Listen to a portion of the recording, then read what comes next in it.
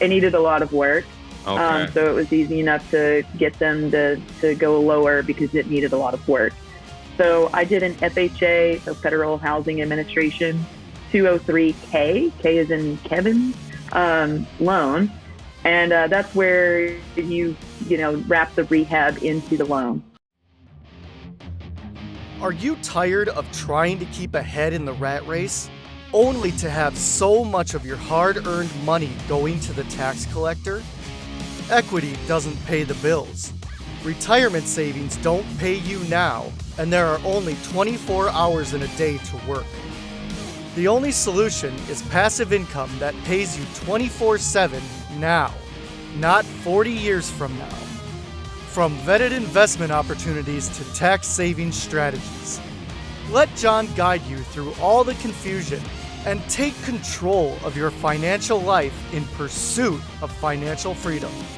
So sit back, relax, and welcome to the Wealth and Freedom Nexus.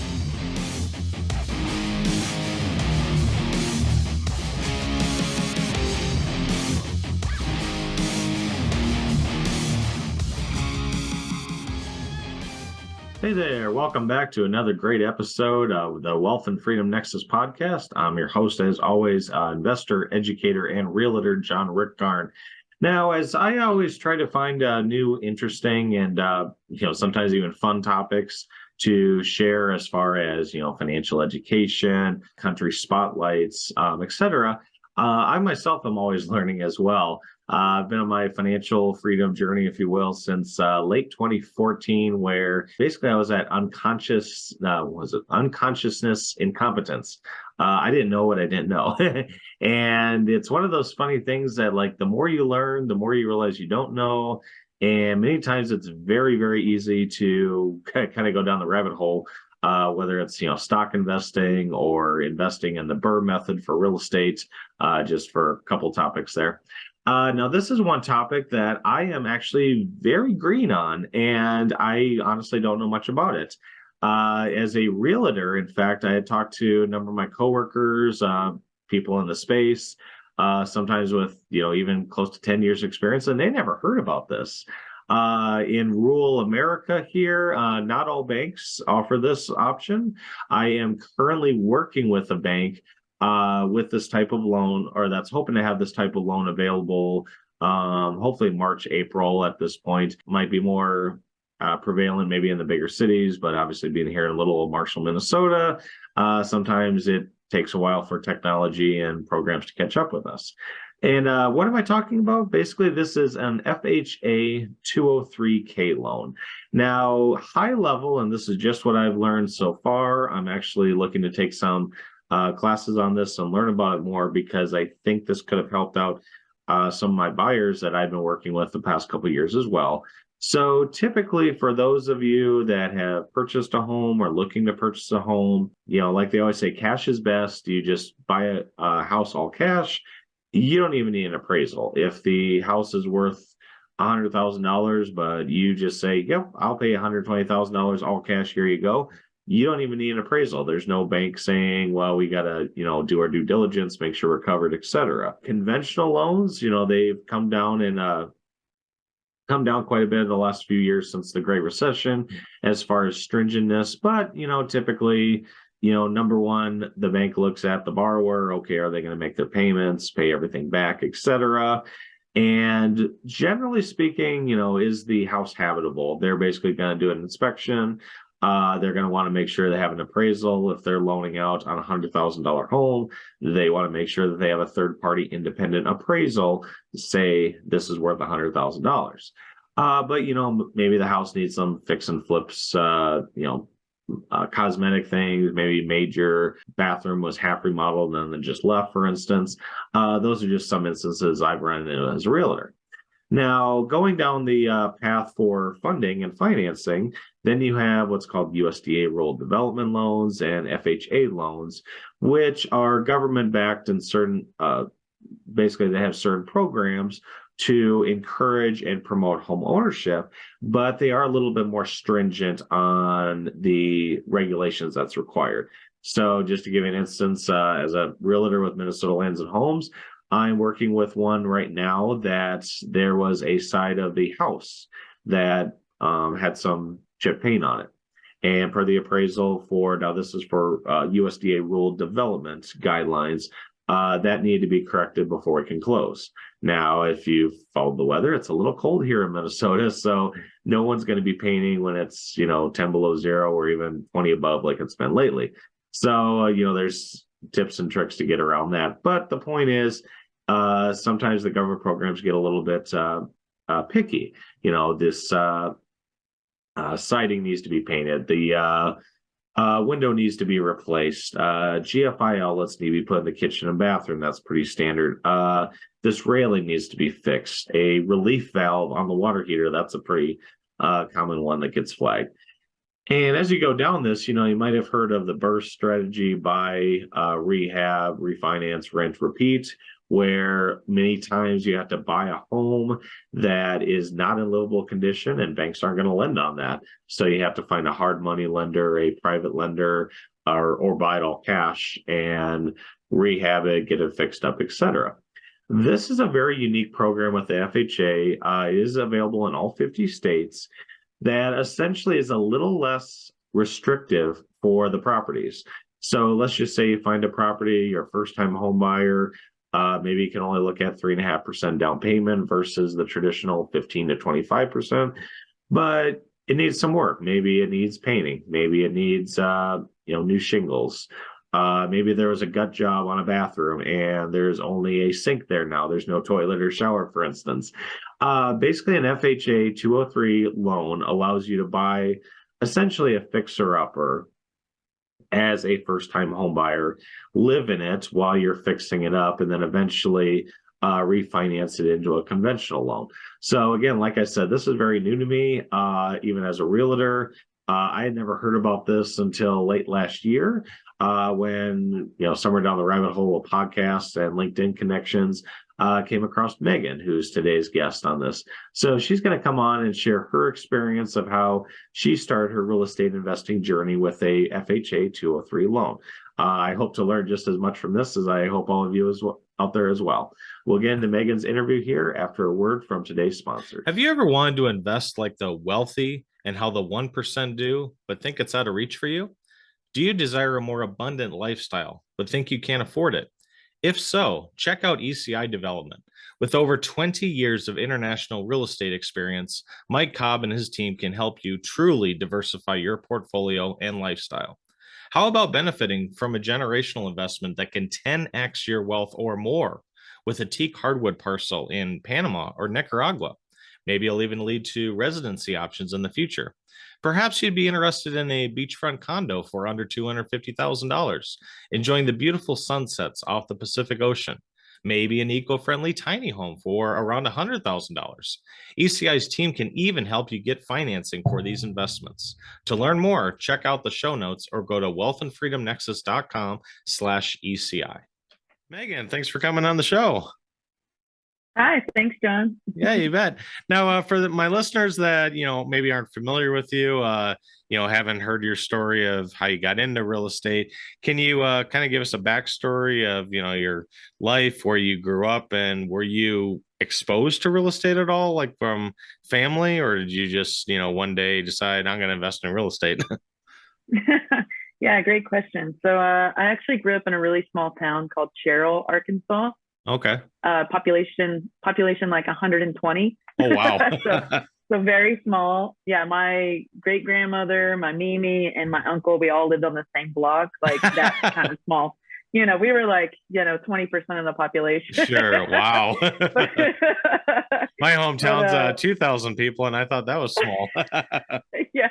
Actually, I met someone the other day that was population of 5, and I was like, all right, you beat me. Wow. Okay, that's a new one. Yeah. But anyway, yeah, I grew up in a small town. My mom was a single parent. We moved around a lot. So I guess my earliest exposure to real estate was every time rent was due, it was time to move. Okay. But so like, growing up, not having a lot of money and seeing kind of like, that instability that goes along with that, I think really propelled me to, when I was an adult, to be like, you know what, like, it's not that hard, to get into investing in real estate. And that's where, people actually, thrive a lot of times. And so I just started reading a bunch of books. I mean, I read a tax law book when I was 17, like that kind of ridiculousness. Like I was very into it. Okay. Right. Yeah. It also put me to sleep, but it worked out in the end. Yeah. Well, you learn from it. It doubles as a cure for insomnia. So, it works out well. Yeah, exactly. So that was kind of my first start, was reading those books and trying to figure out like, how do people build wealth through real estate? And so anyway, yeah, fast forward to 2013. I still didn't have enough money for that. I was really young and just kind of, working in restaurants and stuff, didn't have like a W-2 like full-time gig in yet, and so I started, let's see, in 2013 is whenever I started investing in Bitcoin, and it was like $200 to $400 a pop back then. I kept buying and selling and going up and up and up. And then eventually, sold them all when they were at about $1,000. Sure. Okay. Yeah. Which was enough. Oddly enough, it was enough to buy a duplex. So I bought my first duplex. It was, let's see, so it was listed at like 115,000. I talked them down to 91.5. So got in contract at 91.5. Wow. And then I was doing those books paid off. Yeah. So yeah, I was only looking for stuff that had been sitting for a while. It didn't have central heat and air. It needed a lot of work. Okay. So it was easy enough to get them to go lower because it needed a lot of work. So I did an FHA, so Federal Housing Administration, 203K, K is in Kevin, loan. And that's where you wrap the rehab into the loan. So, okay. Gotcha. It's kind of complicated. It takes a lot longer than I wish it had. I mean, the seller was really angry a lot because we couldn't close on time. Sure. So I don't know if I would say, just be prepared, for listeners out there that are wanting to get into that, be prepared for a little bit of delays, because you have to have all your contractors in place and you have to show their licenses and all this extra stuff that maybe you wouldn't do if it was, if it wasn't through the government, but the government wants to make sure it's safe and affordable housing. Gotcha. So, there's a little bit of loop. Gotcha. So you can't say, well, my Uncle Frank, he's going to do the electrical. This guy I found on Craigslist, he's going to do the concrete work, and I'll find someone to do the plumbing. I don't know. Yeah, exactly. It is bonded and insured, and you wouldn't believe how many people that moved off the list right away, because I was calling. Everyone's like, "Yeah, I can do the job. They got me bid. We're good to go." And then when it comes time to send their licenses, they're like, "No, I'm not doing that." Well, and it's kind of interesting, and I won't, name names. I won't, pick on anyone, but I'm sure you've come across it. I know I have, where it's interesting because people could just put on their business cards, "I'm licensed, bonded, and insured," and people think, "Oh, well, it says right on their business card. That's my due diligence." It's like, well, yeah, but their license lapsed 2 years ago. Their bonding's minimal, and they were sanctioned by the state 6 months ago. But hey, I got it on my business card, so it's obviously legit. You would not believe how many times that has happened to me. The exact same thing. Yeah, exactly. I've even had someone try to write in the expiration differently. I'm like, no, that's not a 3. That's an 8. It's expires in 2020. Exactly what happened. Yeah. I was like, wow. Okay. Wow. All right. So now with buying a duplex, I know you said you sold the Bitcoin around 2013 when it was about $1,000 a coin. Did you get the duplex about that same time, or was that about a year later? Or Yeah, no, it's all the same. So I sold it and then got the duplex. It was, like within, the same month. And the FHA 203K loan, it was supposed to be like I think initially it was like a 30 to 45 day close. It turned into like 3 months. Interesting. Okay, so then you sold your Bitcoin, had that as your down payment. Did you live in the side of the duplex that needed rehab? Did the other side you rented, was that the one that needed rehab, or how did that work internally? Yeah, so we really couldn't, fully move in because it needed everything. I mean, Okay. electricity stuff, like electric work was needed. It wasn't safe to really live in yet, so that's partially why it took a little bit. Okay. So we hit the ground running, and I think the work was done probably in 3 weeks. They did really, Oh, wow. once I found people, it was fast. But it was a lot of people working on it. So, Sure. so that's why it was a little fast. But yeah, we didn't move in until maybe a month later. But and I guess I should talk about the numbers a little bit. So was in contract at 91,500. The rehab ended up being a little more expensive than I would go for now. But Okay. back then, it was my first place. I didn't really know. It was Sure. about 17,000. Okay. So all in, I was about at like 108, something like that. But Okay. then you only pay 3.5% down because it's an FHA loan. Right. So for under $4,000, I got not a car, I got a house. Yep. Yeah. So it was pretty cool. But anyway, yeah. So all the work was done before I even moved in. And then moved in. I lived in on one side, and then so I was in a band. I had bandmates on the other Oh, side. okay. So we got to know the neighbors really fast. Had to go, talk to everyone and tell them we'll be done at 9. Sure. But we do play music. Had to work on some soundproofing and all that. Nice. But yeah, so I did that for a while, and then about, I guess, a year later is when I visited San Francisco, fell in love with the place, and this is all Okay. in Arkansas, and decided I'm going to move. And so at that point, I really became a landlord. Prior to that, it was basically just like, hey guys, rent's due. Right. It wasn't too bad. Sure. Okay. This show is brought to you today by Lightbulb Podcasting. Are you a busy professional that needs to get more time back in their schedule? If you are a podcaster like me, you have enough on your plate. Why not outsource your podcast production? From editing, show notes, keywords, scheduling, volume balancing, and editing, and creating audiograms, podcast production is another job in and of itself.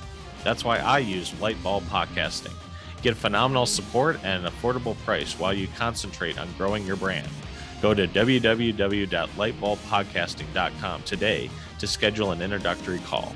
Put your content in the spotlight. Now here we're in 2022. Do you still own that same duplex, or have you sold that and moved on? Or Yeah, I did sell that one. Okay. Yeah, I sold that one, I think 2 years ago now, something like that. Right when it was starting to go up in value, I was like, I would like to turn around and buy something else. So I started selling some stuff and getting into other properties that needed a lot of work. That's kind of Gotcha. my jam. I always go for the ones that, are in good neighborhoods but need a ton of work that no Okay. one wants to touch. Gotcha. So I think it's the proverbial worst house in the best neighborhood, where I think a lot of amateurs go for the best house in the worst neighborhood and think they can change the neighborhood. Right. Yeah, exactly. All right. And So it's, now- it's like, I was just going to say, it's even like, people shy away from foundation issues, like Mhm. all this stuff. And I'm like, no, I'll do it. Let's do it. Let's figure it out. Yeah. Well, as long as you're smart about it and factor it in. I mean, like Yeah. you had mentioned with your rehab numbers, even with the rehab that was, more expensive than you planned on, it still ended up being less than the initial listing price too. So, I mean, yeah, there might be a foundation issue, but if they say, well, we'll take, I don't know what a foundation fix costs nowadays, but if it's $25,000 off the list price, that could pay for a new foundation probably. So, Yeah. interesting. Yeah, So, absolutely. Yeah, I usually do that while in contract now too, is I get all the bids, and then I okay. show like, here's how much I actually got the bids for. Before I was kind of estimating, but now I Right. know. Yeah. Yeah. So, okay. So now you mentioned, from Arkansas, you moved to San Francisco, fell in love with the area and have stayed there ever since. Do you also invest in San Francisco as well, or do you just live in San Francisco and invest out of state? Yeah, so I have a condo in Pleasant Hill. Okay. It's about 20 minutes outside of Oakland, towards Walnut Creek. It's more inland than the ocean cities. But yeah, so I live there, and that is an investment. I'm actually about to move to Long Beach, California, so I'll be Okay. renting that out. And I'll be doing another FHA in Long Beach because Oh, nice. apparently every time you sell out of an FHA, you can get Yep. another one. So I'm like, great. Yep. Yeah. But yeah, no, I've got, like I think 11 doors in Arkansas right now. Okay. And so I mostly invest in Arkansas just because the margins are a little bit higher. Sure. And I'm mostly a cash flow investor. Mhm. If I were just banking on appreciation, I would probably do more stuff in California, but I'm not, and I get a little worried about all the laws. You can get squatters very easily, and Yeah. it's a little bit. You can't say a lot of things, and it's just like it's just like I don't want to have an attorney, on the phone with me every time. Yeah, it's like, oh, it's Megan know. again. What do you got now?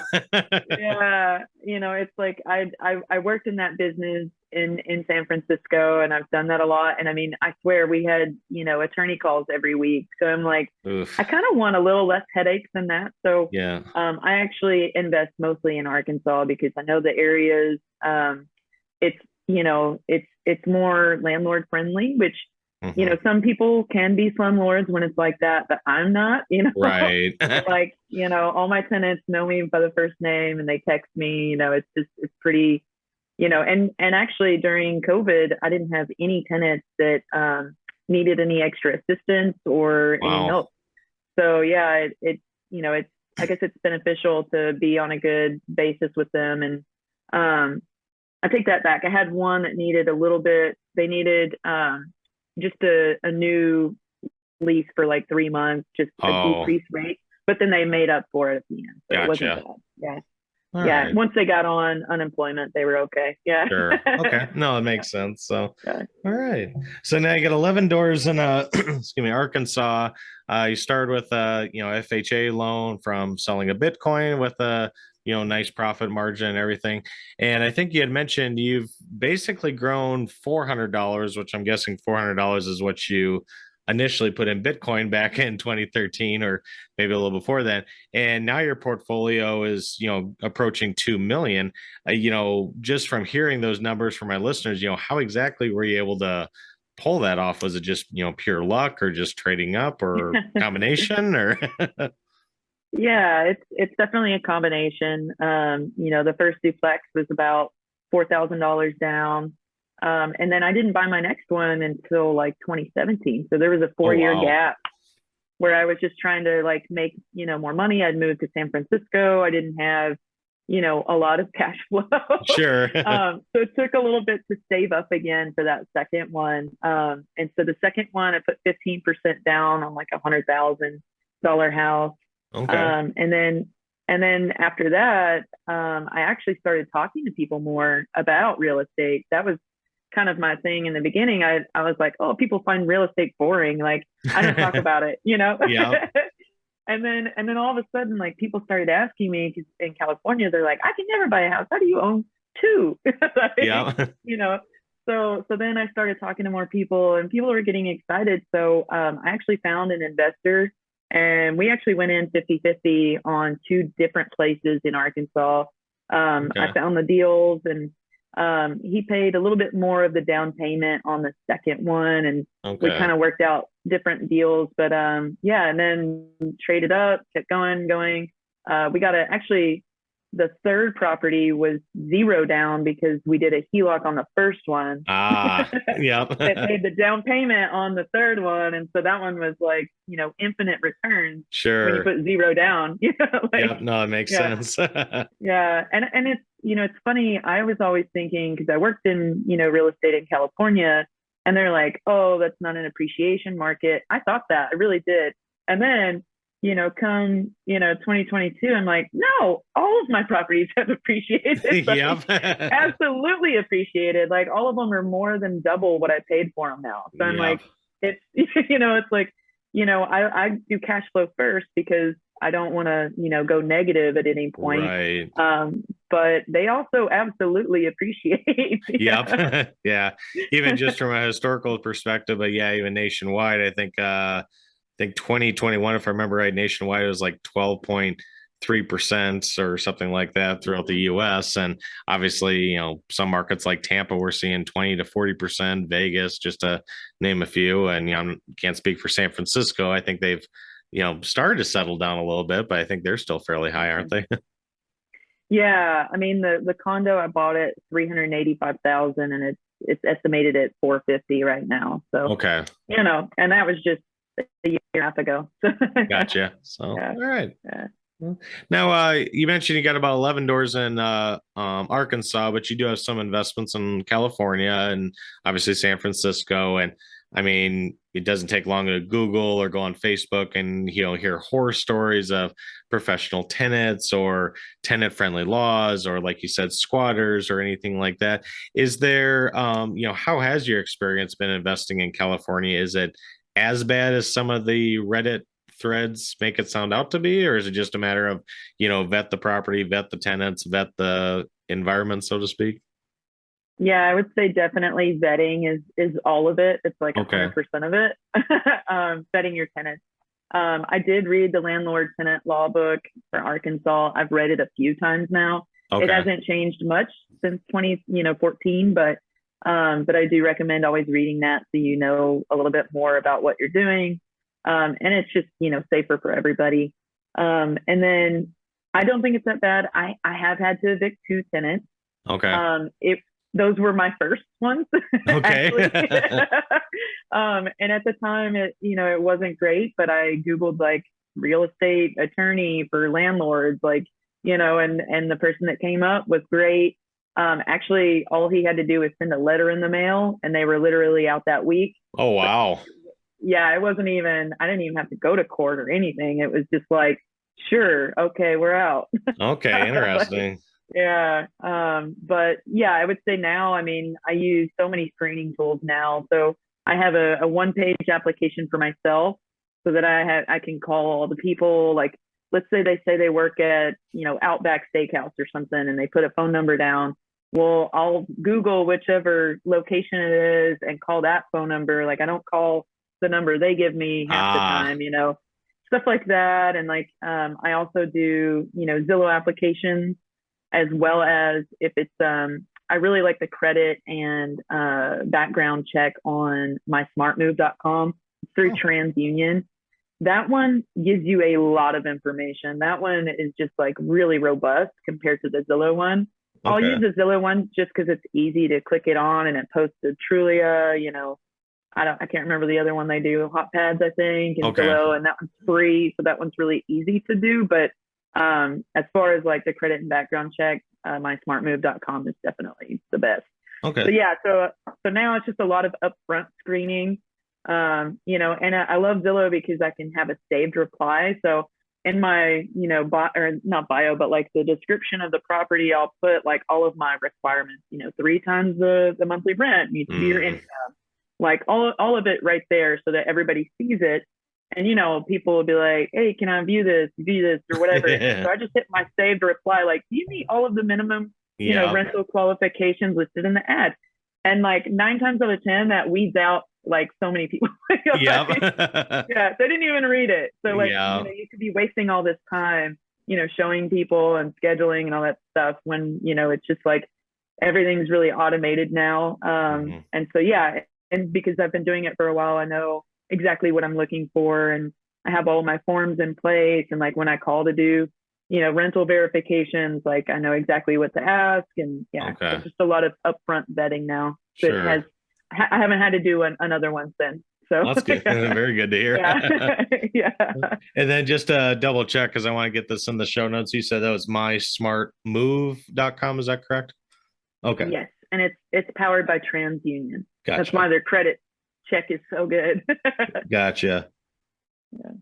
All right. Sounds good. So now, obviously, we talked about a little bit Arkansas, and now you moved to San Francisco. You've turned in, $400 of Bitcoin and almost $2 million worth of properties. But going forward, as we're close to closing out 2022, any big plans or acquisitions or things that you're looking forward to in 2023?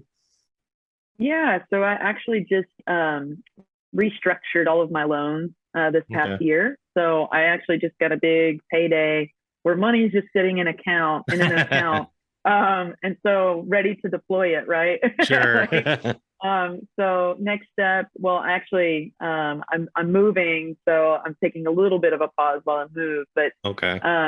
Headed towards the end of the year, I do like getting deals during the holidays. Okay.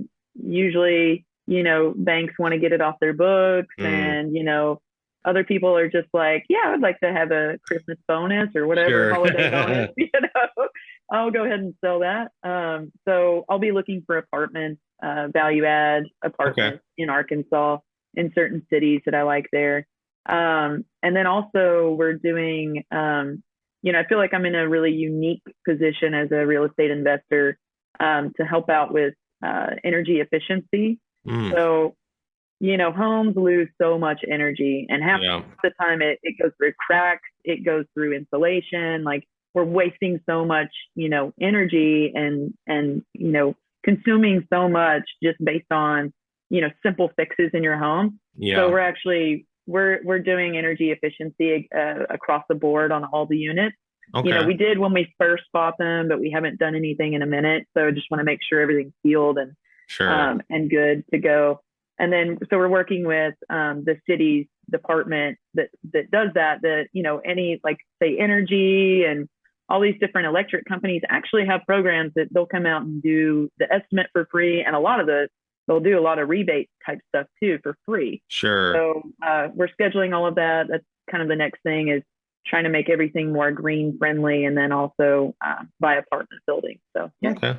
Yeah, I think a lot of people, just, and myself included, we just get so hung up of, well, maybe I'll increase the rent, $25 a month or $100 a month, or house hack this or whatever, but they always fail to look at the expense side. It's like, well, hey, if we can do this rebates and save on the energy, and that's a 100% gain or ROI right there. And if it works good for the landlord, works good for the tenants, hopefully, at least I'm speaking from experience, but hopefully don't have any tenants that crank the air conditioner and open the windows and are wondering why it's not cooling down. Yeah, no, totally. And that's the thing, like, tenant utility costs, like, you get long-term tenants, when you fix things like that. So that's part of it too. I'm excited to be helpful in that area. All right. Sounds good. So yeah, going green and making green, I guess. Yeah, I like that. So as we close this out, Megan, I want to thank you again for joining us and sharing some things. I didn't even know what an FHA 203K loan is, and I'm actually a realtor as well. But if anyone's interested in learning more about you, learning about Dreamy Capital, and maybe possibly even investing alongside of you, what's the best way to reach out and contact you? Yeah, so I'm on Instagram. It's Dreamy Capital. And then there's a website too. So it's dreamycapital.com, DREAMYCAPITAL.com. All right. And you can reach out to me in either location. Yeah. All right. Thank you so much. Yeah. Thanks for having me. Yeah, you bet. And for everyone listening, I'll have those in a clickable format in the show notes, so you don't have to hit rewind and was that an E, was that a B, was that a V, or whatnot. Yeah. All right. Well, Megan, Dreamy Capital, thanks for coming on and educating my listeners, and best of luck to you in 2023. Yeah. Thank you so much, John. I appreciate it. Thank you for listening.